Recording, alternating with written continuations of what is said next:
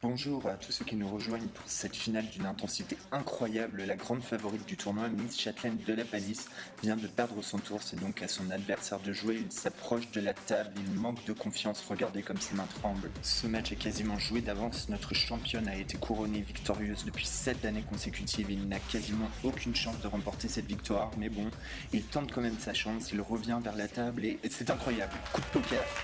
Le score est de 1 à 5. Il s'approche et oui. Encore un cadeau validé, c'est une remontée exceptionnelle. Et va-t-il réussir à prendre le dernier? Oui, c'est une victoire écrasante, 37 à 5. Et le couronnement de l'adversaire, Miss Châtelaine, est défaite. C'est incroyable. Bonjour, c'est moi qui vous ai contacté pour une affaire assez importante. Vous êtes Miss Châtelaine de la Palisse? Elle-même, et j'ai perdu le championnat de Mikado. Et je suis sûre que mon concurrent s'est dopé, parce qu'il a eu un comportement très bizarre au milieu du match. Et regardez ce que j'ai ramassé dans la poubelle. Une fiole et un mouchoir. Donc je pense qu'il y avait un dopant dans la fiole. Mais par contre, j'ai pas beaucoup de temps pour montrer que j'ai raison. Et si je le fais pas, je serai jamais plus grande joueuse de Mikado du monde. Mais vous n'êtes pas contrôlé par la Fédération antidopage? Bah, bien sûr que si. Mais il était négatif et moi aussi. Il n'y a pas des molécules qui sont indétectables? Rien n'est indétectable. Mais souvent, les méthodes ne sont pas mises à point. Vous avez bien fait de nous contacter. Nous sommes des grands admirateurs de tournois de Mikado. Moi-même, j'avais parié gros sur votre victoire, et cela depuis le début de la compétition. Nous allons mettre toute notre équipe sur cette affaire. Nous sommes des spécialistes de spectrométrie de masse, technique d'analyse universelle. Spectrométrie de masse? Mais c'est quoi ça? C'est une technique qui permet de démasquer les molécules en les pesant. Vous êtes en train de me dire qu'on va peser quelque chose qu'on voit pas. Faudrait peut-être m'en dire un petit peu plus quand même. On vous expliquera plus tard. Mais pour le moment, nous allons discuter de la procédure à mettre en place. Vous avez avancé sur le sujet ou Oui.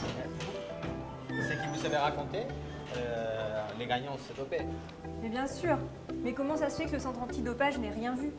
C'est probablement une substance nouvelle qui ne répond pas aux méthodes classiques. Donc, il faut mettre en place une nouvelle méthode pour pouvoir détecter cette molécule. Et vous allez toujours les peser, les molécules, ou il y a autre chose? Bien sûr, tout ce que l'on fait ici, c'est peser les molécules.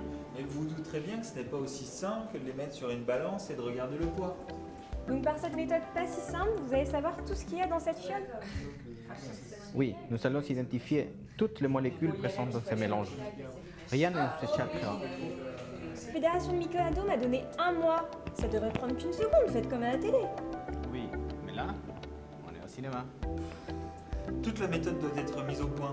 Sinon, nos résultats seront les mêmes que ceux du centre antidopage. Cela va nous prendre plusieurs semaines, nous vous contacterons quand nous serons prêts.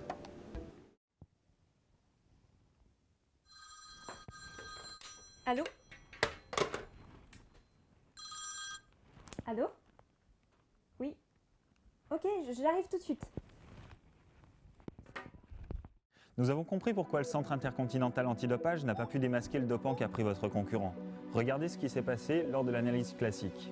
Tout d'abord, dans une analyse en spectrométrie de masse, les molécules du mélange doivent ioniser, c'est-à-dire accepter une charge.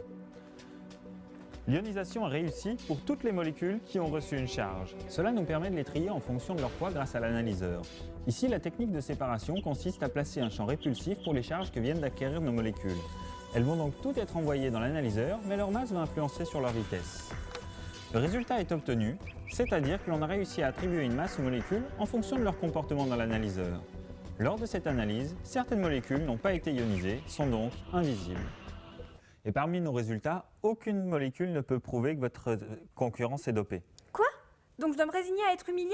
Vous êtes vraiment une bande d'incapables, hein? Calmez-vous, on continue de recherche. On continue, mais j'ai pas le temps, moi, ça fait des semaines que j'angoisse. Très bien, très bien. Nous souhaitions vous mettre au courant de nos avancées, mais nous vous contacterons que lorsque nous aurons des résultats positifs. Voici le résultat de la technique que nous avons réussi à mettre au point. En changeant les conditions opératoires, nous avons réussi à fournir une charge aux molécules précédemment réticentes. Après traitement des données fournies par l'appareillage, nous avons identifié de nombreux composés. Et vous aviez raison, nous avons démasqué un stéroïde connu pour ses effets dopants, appelé furazabol. Je le savais, merci infiniment. Vous avez rétabli ma réputation et ma victoire. Mais c'est avec plaisir, Miss. Nous avons réussi à mettre au point une nouvelle technique de détection de cette substance illicite. Notre technique va être transférée au Centre intercontinental antidopage et cette substance sera détectée à l'avenir. Et avec l'argent qu'il a gagné dans le pari, il invite tout le monde au resto.